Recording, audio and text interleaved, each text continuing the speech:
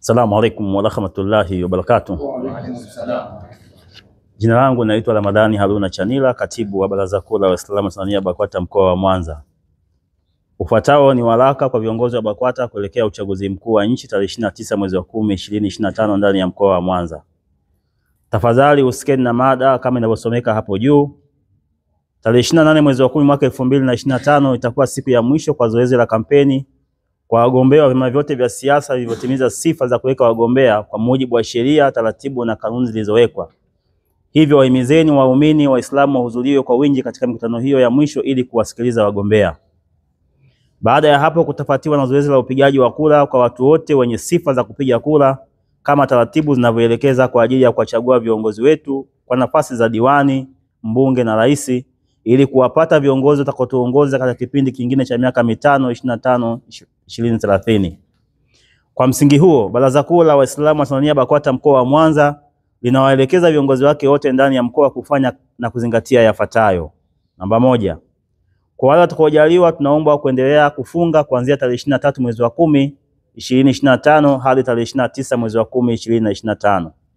Namba mbili, kuanzia tarehe 24 mwezi wa 10 2025 tutaendelea na utaratibu wetu wa dua za kuiombea nchi pamoja na viongozi wake kama ambavyo tumekuwa tukifanya kwa muda wote. Namba tatu, aidha siku ya Ijumaa tarehe 24 mwezi wa 10 2025 itakuwa ndio Ijumaa ya mwisho kabla ya siku ya uchaguzi. Hivyo maimamu wote katika misikiti yetu hotuba za siku hiyo zizungumzie mambo yafuatayo. Nukta ya kwanza, wazungumzie umuhimu wa amani katika nchi yetu. Nukta ya pili, wawakumbushe waumini kujitokeza bila hofu kwenda katika vituo vyao kwa ajili ya kupiga kura.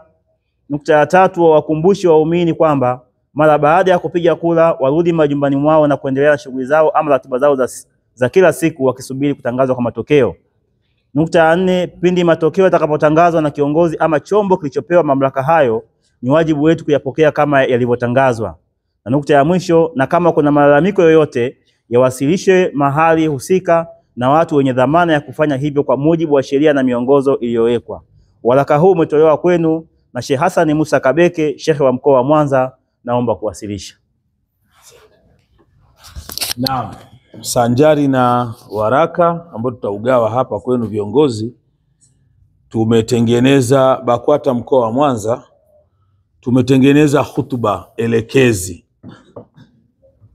ambayo ni ahamiyatul amni fil watan, umuhimu wa amani katika nchi. Tunataka hutuba hiyo Ijumaa tarehe 24 ndiyo itolewe, na tumerahisisha kwa kustadili kwa aya za Mwenyezi Mungu na hadithi za Mtume Muhammad sallallahu alaihi wasallam. Mfano, iko hadithi Mtume asema la tadkhulul janna hatta tu'minu wala tu'minu hatta tahabu afala adullukum ala amrin idha fa'altumu tahabbtum ifshu salam bainakum. Asema Mtume sallallahu alaihi wasallam, hauwezi kuingia peponi mpaka uamini, hamwezi kuingia peponi mpaka muamini, na hamwezi kuamini mpaka mpendane.